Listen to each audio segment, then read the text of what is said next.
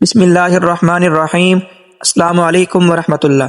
سامعین مکرم، شب برات میں یہ 8 رکعت نماز نفل ضرور ادا کریں۔ اس رات میں جہاں آپ دیگر نوافل کے پڑھنے کا اہتمام کرتے ہیں، ہماری آپ سے یہ تجویز ہے کہ یہ 8 رکعت نوافل آپ لازمی پڑھیں، کیونکہ اس نماز کے پڑھنے کی بہت زیادہ فضیلت اور برکت ہے، اور پھر یہ نماز اللہ کریم کو انتہائی زیادہ محبوب بھی ہے۔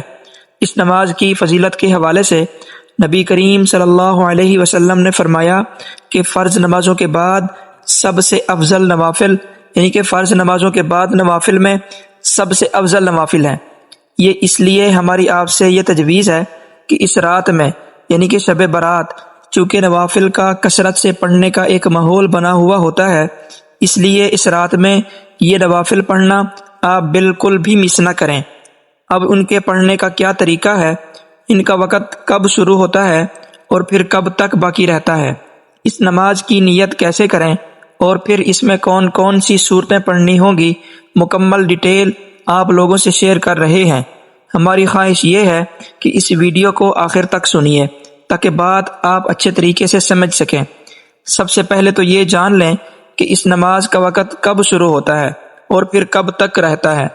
تو دیکھیں، جب آپ عشاء کی 4 رکعت نماز فرض ادا کر لیتے ہیں تو تب سے اس نماز کا وقت شروع ہو جاتا ہے اور پھر صبح طلوع فجر تک باقی رہتا ہے، یعنی کہ فجر کی نماز کا وقت شروع ہونے سے پہلے تک رات کے کسی بھی حصے میں آپ اس نماز کو پڑھ سکتے ہیں، مگر اس نماز کے پڑھنے کا افضل وقت جو ہے وہ آخری حصہ ہے، یعنی کہ وہ رات کا آخری حصہ ہے۔ صبح جو سحری کا وقت ہوتا ہے اس وقت میں اٹھ کر یہ نماز ادا کرنا سب سے زیادہ اول اور افضل ہے، لیکن اگر کوئی اس سے پہلے بھی پڑھ لیتا ہے تو تب بھی کوئی حرج نہیں ہے، اس کی نماز پھر بھی صحیح ہے، ادا ہو جائے گی۔ اس نماز کی آپ 8 رکعتیں ادا کریں، 2 رکعت کر کے آپ اس کو پڑھ سکتے ہیں، اور پھر اس نماز کے پڑھنے کا طریقہ بھی بالکل ہی آسان سا ہے۔ سب سے پہلے تو نیت کرنی ہے۔ نیت کر لینے کے بعد تکبیر تحریمہ کہیں۔ تکبیر تحریمہ کہنے کے بعد سب سے پہلے ثنا، یعنی سبحانک اللہم و بحمدک پڑھیں۔ ثنا پڑھ لینے کے بعد اعوذ باللہ اور بسم اللہ پڑھ کر سورہ فاتحہ کی تلاوت کرنی ہے۔ اس کے بعد سورہ فاتحہ کے ساتھ کوئی دوسری سورت ملائیں۔ اب اس حوالے سے بہت سارے لوگ یہ سوال کرتے ہیں کہ ان نوافل کے پڑھنے کے لیے کوئی خاص صورتیں پڑھنی ہوتی ہیں، تو سامعین، ایسا کچھ بھی نہیں ہے، بلکہ جو بھی صورتیں آپ کو یاد ہیں آپ ان صورتوں کو سورۃ فاتحہ کے بعد تلاوت کر سکتے ہیں۔ فرض کریں اگر آپ کو ایک ہی صورت یاد ہے، یعنی کہ سورۃ اخلاص آپ کو یاد ہے، تو آپ نے پہلی رکعت میں سورۃ اخلاص پڑھ لی، پھر رکوع اور سجود کر کے جب دوسری رکعت کے لیے کھڑے ہوں گے تو بسم اللہ پڑھ کر سورہ فاتحہ پڑھیں، اس کے ساتھ پھر سے سورہ اخلاص کی تلاوت کریں، رکوع اور سجود ادا کر کے، یعنی کہ صرف سورہ اخلاص آپ کو یاد ہے تو آپ نے پہلی رکعت میں سورۃ اخلاص پڑھ لی، پھر رکوع اور سجود کر کے جب دوسری رکعت کے لیے کھڑے ہوں گے تو بسم اللہ پڑھ کر سورہ فاتحہ پڑھیں، اس کے ساتھ پھر سے سورہ اخلاص تلاوت کر کے رکوع اور سجود کر کے آپ اتحیات کے لیے بیٹھ جائیں۔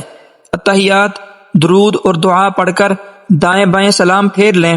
اس طریقے سے آپ کی 2 رکعت نماز مکمل ہو جائے گی۔ پھر اس طریقے سے آپ 2 رکعت کر کے 8 رکعت یہ نماز ادا کریں گے۔ اب یہ سمجھیں کہ اس نماز کی نیت کیسے کرنی ہے، تو یاد رکھیں نیت جو ہے وہ آپ کے دل کا پختہ ارادہ ہے۔ زبان سے نیت کے الفاظ ادا کر کے نیت کرنا یہ مستحب عمل ہے، کوئی ضروری نہیں ہے، لازمی نہیں ہے، یعنی کر لیں تو اچھا ہے، نہیں کریں گے تو پھر بھی آپ کی نماز درست ادا ہو جائے گی۔ تو اس کے لیے نیت اس طرح سے کرنی ہے کہ میں نیت کرتا ہوں یا کرتی ہوں 2 رکعت نماز نفل تہجد کی، واسطے اللہ تعالیٰ کے منہ میرا قبلہ کی طرف، اللہ اکبر۔ تو سامعین عزیز وقار، یہ تہجد کی نماز ہے۔ اب کیونکہ بہت سارے لوگ ساری رات عبادت تو کرتے رہتے ہیں مگر تہجد کی نماز ادا کرنا جو ہے یہ بھول جاتے ہیں، تو یہ تہجد کی نماز جو ہے بہت ہی فضیلت اور برکت والی نماز ہے، اس لیے آپ شب برات میں تو اسے لازمی ہی ادا کیجیے۔ امید ہے کہ بات سمجھ آ گئی ہوگی۔ اللہ کریم عمل کرنے کی توفیق عطا فرمائے، آمین۔